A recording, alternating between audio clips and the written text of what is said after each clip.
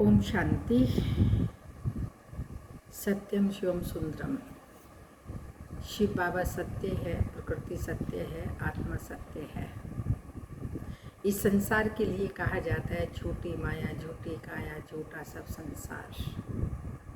इसलिए बाबा बच्चों को कहते हैं, बच्चे ये दुनिया कब्रिस्तान होने वाली है। रिवाइज कोर्स की मुरली बाबा ने बहुत पहले कहा था। अभी तो देख रहे हैं सारा संसार कब्रिस्तान होता जा रहा है। कब्रिस्तान से कभी दिल नहीं लगती, नाम लेते भी डर लगता है। तो बाबा कहते हैं, बच्चे अब इस कब्रिस्तान को भूल जाओ। परिस्तान बनाने के लिए आया हूँ, बना रहा हूँ। उस परिस्तान को याद करो जहाँ तुमको अभी जाना है। यही तुम बच्चों के लिए बहुत बहुत खुशनसीबी है। तो सदा खुश रहने के लिए खुशी की दुनिया स्वर्ग को याद करना है। तो सुनते हैं 31/5/21 के साकार बाबा के अनमोल धारणा युक्त महावाक्य। मीठे बच्चे, ये दुनिया कब्रिस्तान होने वाली है, इसलिए इससे दिल नहीं लगाओ, परिस्तान को याद करो। क्वेश्चन है, तुम गरीब बच्चों जैसा खुश नसीब दुनिया में कोई भी नहीं है, क्यों? आंसर है, क्योंकि तुम गरीब बच्चे ही डायरेक्ट उस बाप के बने हो जिससे सदगति का वर्षा मिलता है। गरीब बच्चे ही पढ़ते हैं। साहूकार यदि थोड़ा पढ़ेंगे भी तो उन्हें बाप की याद मुश्किल से रहेगी। तुम्हें तो अंत में बाप के सिवाय और कुछ भी याद नहीं आएगा, इसलिए तुम सबसे खुश नसीब हो। इन एडवांस बाबा वरदान दे रहे हैं, अंतिम समय में सिवाय बाबा के कोई भी याद नहीं आएगा। गीत के बोल हैं, दिल का सहारा टूट न जाए, बन के नसीबा फूट न जाए। ओम शांति। बच्चों के प्रति बाप समझा रहे हैं और बच्चे समझ रहे हैं कि बरोबर यह जमाना अब कब्रिस्तान बनने वाला है। पहले ये जमाना परिस्तान था, अब पुराना हो गया, इसलिए इनको कब्रिस्तान कहते हैं। सबको कब्र दाखिल होना है। पुरानी चीज कब्र दाखिल होती है, अर्थात मिट्टी में मिल जाती है। यह भी सिर्फ तुम बच्चे ही जानते हो, दुनिया नहीं जानती। कुछ विलायत वालों को मालूम होता है कि कब्र दाखिल होने का समय दिखता है। तुम बच्चे भी जानते हो कि परिस्तान स्थापन करने वाला हमारा बाबा फिर से आया हुआ है। बच्चे यह भी समझते हैं, अगर इस कब्रिस्तान से दिल लगाई तो घाटा पड़ जाएगा। अभी तुम बच्चे बेहद के बाप से बेहद सुख का वर्षा ले रहे हो, सो भी कल पे पहली माफिक। यह तुम बच्चों की बुद्धि में हर कदम रहना चाहिए। यही है मन मना भव।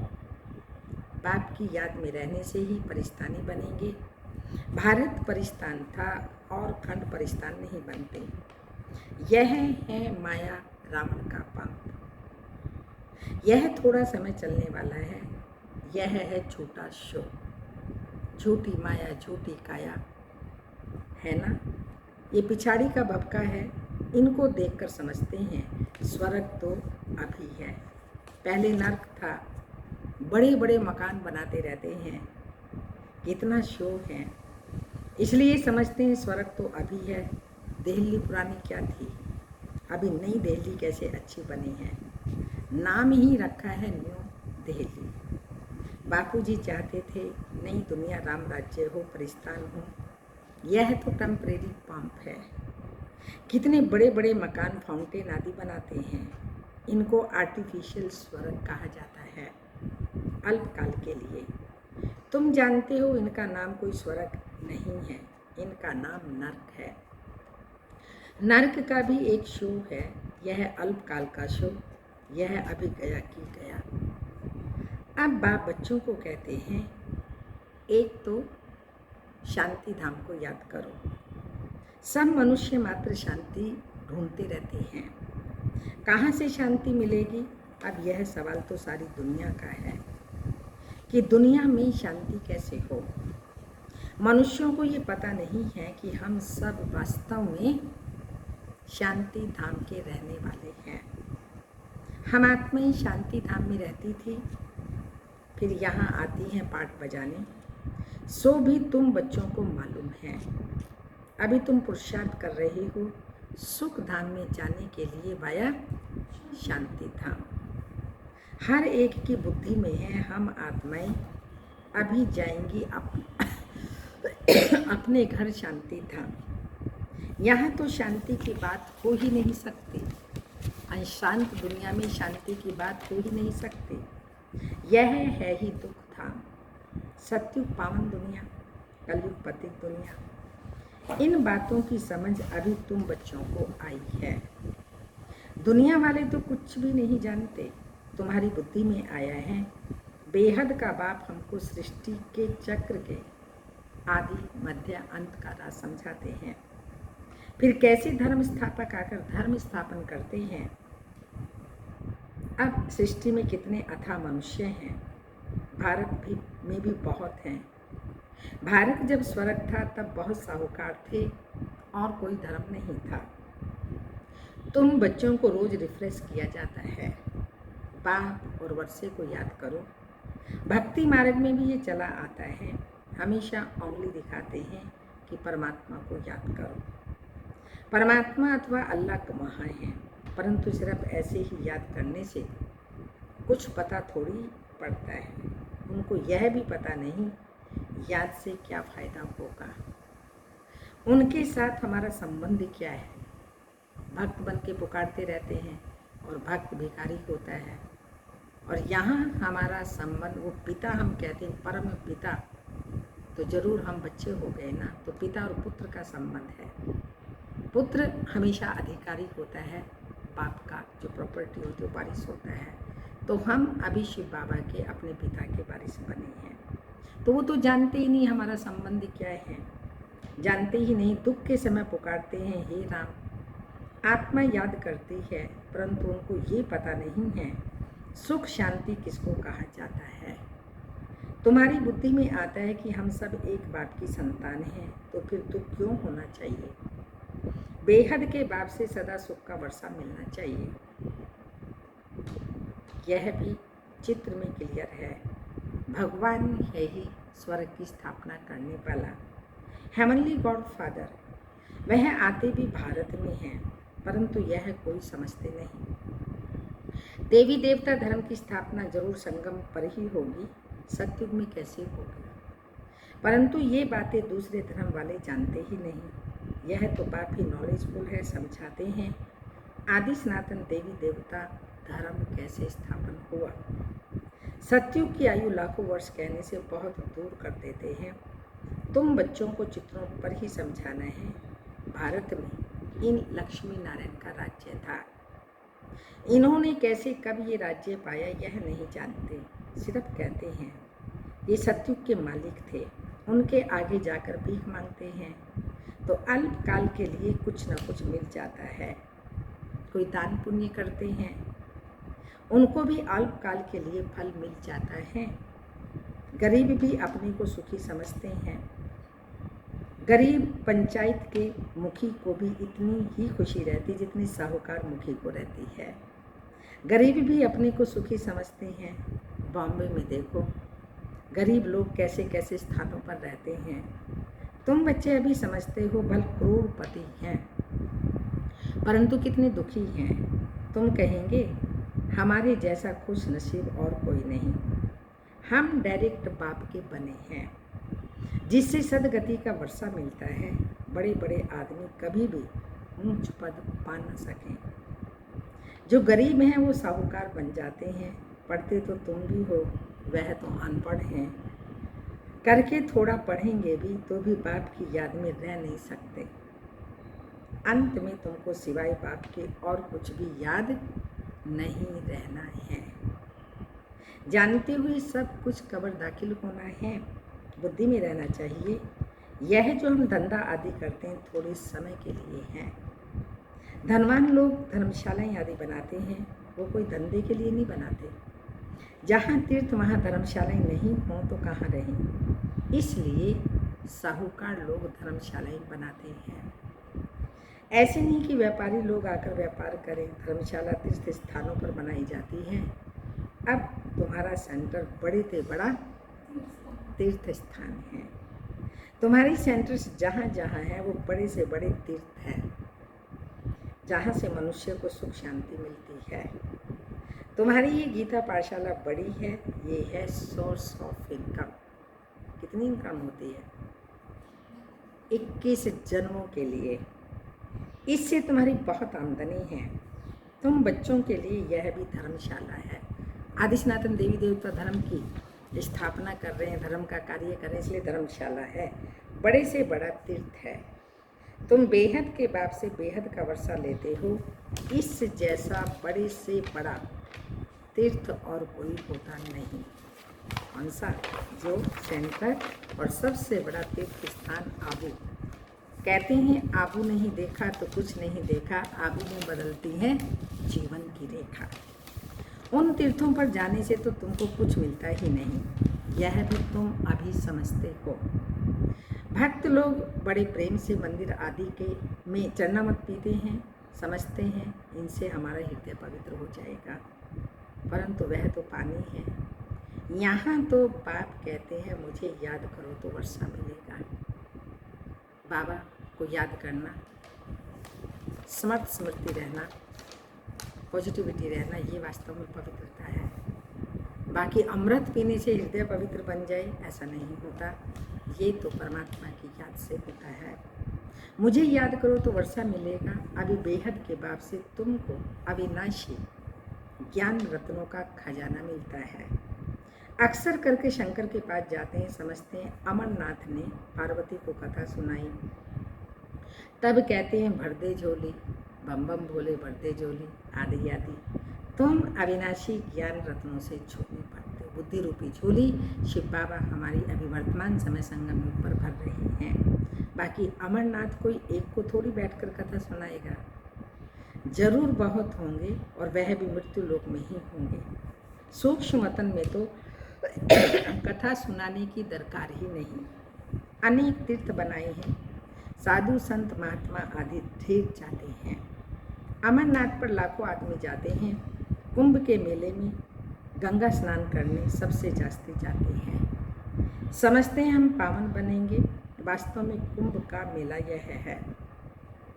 वह मेले तो जन्म जन्मांतर करते आए हैं, परंतु बाप कहते हैं इससे वापिस अपने घर कोई भी जा नहीं सकते, क्योंकि जब आत्मा पवित्र बने तब तो जा सके, परंतु अपवित्र होने के कारण सबके पंख टूट गए हैं। ज्ञान योग के पंख जो होने चाहिए वो नहीं है। पवित्र नहीं आत्मा बनी तो कैसे जाएगी? आत्मा को पंख मिले हैं। योग में रहने से आत्मा सबसे तीखी उड़ती है। कोई का हिसाब किताब लंदन में, अमेरिका में होगा तो छठ उड़ेंगे, वहाँ सेकंड में पहुँच जाते हैं, लेकिन मुक्ति धाम में तो जब कर्मातीत हों तब तो जा सकें, तब तक यहाँ ही जन्म मरण में आते हैं। जैसे ड्रामा टिक टिक होता चलता है, आत्मा ऐसे है, टिक हुई यह कई। इन जैसी तीखी और कोई चीज़ होती नहीं। ढेर के ढेर सब आत्माएं मूल वतन में जाने वाली हैं। आत्मा को कहाँ का कहाँ पहुँचने में देरी नहीं लगती है।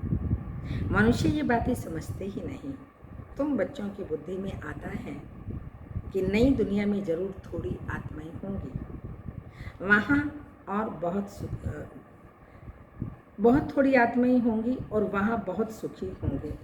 वही आत्माएं अब 84 जन्म भोग बहुत दुखी हुई हैं। तुमको सारे चक्र का मालूम पड़ा है, तुम्हारी बुद्धि चलती है और कोई मनुष्य मात्र की बुद्धि नहीं चलती। प्रजापिता ब्रह्मा भी गाया हुआ है। कल्प पहले भी तुम ऐसे ही ब्रह्मा कुमार कुमारी बने थे। तुम जानते हो कि हम प्रजापिता ब्रह्मा के बच्चे हैं। हमारे द्वारा बाबा स्वर्ग की स्थापना करा रहे हैं। जब नंबरवार पुरुषार्थ अनुसार लायक बन जाएंगे तो फिर पुरानी दुनिया का विनाश होगा। त्रिमूर्ति भी यहाँ ही गाया हुआ है। त्रिमूर्ति का चित्र भी रखते हैं, उसमें शिव को दिखाते ही नहीं। कहा भी जाता है ब्रह्मा द्वारा स्थापना कौन कराते हैं? शिव बाबा। विष्णुपुरी विष्णु द्वारा पालना। तुम ब्राह्मण अभी लायक बन रहे हो देवता बनने के लिए। अभी तुम वह पाठ बजा रहे हो, कल के बाद फिर बजाएंगे। तुम पवित्र बनते हो, कहते हो बाबा का फरमान है काम रूपी शत्रु को जीतो और मामेकम याद करो। बहुत सहज है। भक्ति मार्ग में तुम बच्चों ने बहुत दुख देखे हैं, करके थोड़ा सुख भी है तो भी अल्पकाल के लिए। भक्ति में साक्षात्कार होता है सो भी अल्पकाल के लिए तुम्हारी आश पूरी होती है। ये साक्षात्कार होता है, वह भी मैं ही कराता हूँ। ड्रामा में नूंद है, जो पास्ट हुआ second by second drama shoot किया हुआ है।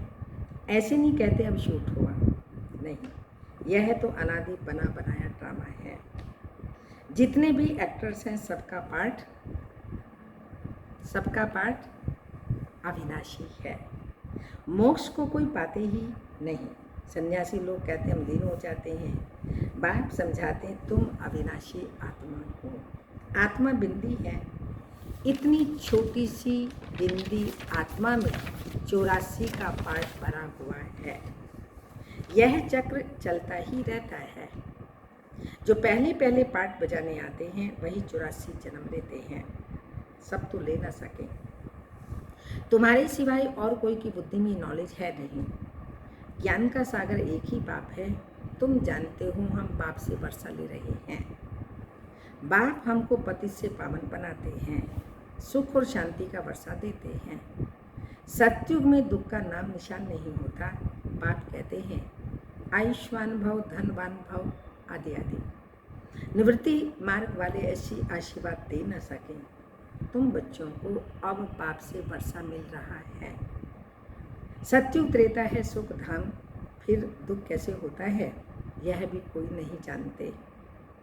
देवताएं वाम मार्ग में कैसे जाते हैं वह निशानियाँ जगन्नाथपुरी में देवताओं के चित्र ताज आदि पहने हुए दिखाते हैं।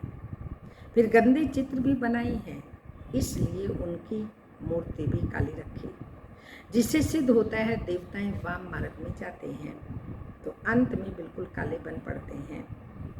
अभी तुम जानते हो भारत कितना सुंदर था, तमो प्रधान बनना ही है। ड्रामा प्लान अनुसार अभी संगम पर तुमको यह नॉलेज है। बाप है नॉलेजफुल। तुम्हारा एक ही बाप टीचर गुरु तीनों है। ये सदैव बुद्धि में रहे। शिव बाबा हमको पढ़ाते हैं, ये बेहद की पढ़ाई है, बेहद बाप पढ़ाते हैं, जिससे तुम नॉलेजफुल बन गए हो। तुम सब कुछ जानते हो। वह कहते हैं सर्वव्यापी है, तुम कहते हो पतित पावन है। कितना रात दिन का फर्क है। अभी तुम मास्टर नॉलेजफुल बने हो नंबर वार। जो बाप के पास है वो तुमको सिखाते हैं। तुम भी सबको यही बताते हो बाप को याद करो तो 21 जन्मों के लिए वर्षा मिलेगा। अच्छा, मीठे मीठे सिक्के लदे बच्चों प्रति माता पिता बाप दादा का याद प्यार। Good morning, diamond morning. रूहानी बाप की रूहानी बच्चों को नमस्ते। हम रूहानी बच्चों की रूहानी माता पिता बाप दादा को याद प्यार। गुड मॉर्निंग, डायमंड मॉर्निंग, ओम नमस्ते। धारणा के लिए मुख्य सार हैं स्वयं रिफ्रेश रहकर औरों को रिफ्रेश करने के लिए बाप और वर्षे की याद में रहना है और सबको याद दिलाना है। सेकंड पॉइंट है इस पुरानी दुनिया से, इस कब्रिस्तान से दिल नहीं लगानी है। शांति धाम सुख धाम को याद करना है, स्वयं को देवता बनने के लायक बनाना है। आज का वरदान है नशे और निशानी की स्मृति से सर्व कर्म इंद्रियों को ऑर्डर प्रमाण चलाने वाले ताज बतक नशीन भाव। वरदान का स्पष्टीकरण है संगम युग पर बाप दादा द्वारा सभी बच्चों को ताज और तख्त प्राप्त होता है। ताज कौन सा और तख्त कौन सा? ताज है प्योरिटी का, जिम्मेवारी का भी ताज, प्योरिटी का, जिम्मेवारी का ताज। अकाल तख्त है दिल तख्त नशीन। तो बच्चे ताजधारी भी हों और साथ साथ तख्तधारी भी हों। जब ऐसे डबल ताज और तख्त नशीन बनते हो, नशा और निशाना जो मंजिल है हमारी स्वतः याद रहता है। फिर यह कर्म इंद्रियां जी हजूर करती है, कंट्रोलिंग पावर आ जाती है ना। सब कर्म इंद्रियां हमारे कंट्रोल में होती हैं। जब चाहें जैसा चाहें उनके ऊपर हम कंट्रोल करते हैं और जैसा चाहते हैं वैसा होता है। वो हमारे सामने जी हजूर करते हैं। जो ताज व तख्त छोड़ देते हैं उनका ऑर्डर कोई भी कारोबारी नहीं मानते। कुर्सी पर जब बैठे होते हैं तब तो उनका कहना माने, कुर्सी से नीचे उतरे तो ख़त्म, कुर्सी को सलाम लेना। तो यहाँ भी स्वस्थिति की कुर्सी जब है, ताज तख्त धारी है, तो ऑटोमेटिकली हमारी कर्म इंद्रियाँ हमारे कंट्रोल में होती है। स्लोगन, कमज़ोर संकल्प ही प्रसन्नचित्त के बजाय प्रसन्नचित्त बना देते हैं। इसलिए बाबा ने कहा पावरफुल संकल्प करो, पावरफुल योग हो। जिससे हमारे संकल्प पावरफुल होंगे तो जो बोल होंगे, कर्म होंगे, वो भी पावरफुल होंगे। आज का होमवर्क कल का सभी ने किया होगा। एक स्थान पर बैठे सारे विश्व को शांति स्नेही शक्ति के प्रकंपन फैलाने हैं, घर घर को शांतिपूर्ण बनाना है। ये कल का होमवर्क था। आज का होमवर्क, योग बल द्वारा मनसा सेवा करने के लिए अपने मन वचन कर्म की पवित्रता से, मन की भी पवित्रता, शुभ भावना, शुभकामना, शुद्ध भावना, ये पॉजिटिविटी है हर आत्मा के प्रति, प्रकृति के प्रति। तो हमारी मनसा पवित्र है। और वचन हर आत्मा के प्रति सुखदायक हों, दुआएदायक हों, देने वाले हों, लेने वाले नहीं। और कर्म बाबा की याद में हों। तो पवित्रता से शरीर की शक्ति को बढ़ाओ, तब किसी भी आत्मा की वृत्ति दृष्टि को परिवर्तन कर सकते हैं। वृत्ति को भी कर सकते हैं और दृष्टि को भी परिवर्तन कर सकते हैं। स्थूल में कितनी भी दूर रहने वाली आत्मा हो, उनको सन्मुख का अनुभव करा सकते हैं। वो आत्मा जैसे हमारे पास है। इसको ही योग बल कहा जाता है। तो योग का बल क्या नहीं कर सकता। दूर आत्मा बैठी को समीप अनुभव कराता है। दूर बैठी आत्माओं को हम शांति की शक्ति, प्रेम की शक्ति, ये सब वाइब्रेशंस के द्वारा देते हैं। तो ये कमाल है योग बल की। ओम शांति।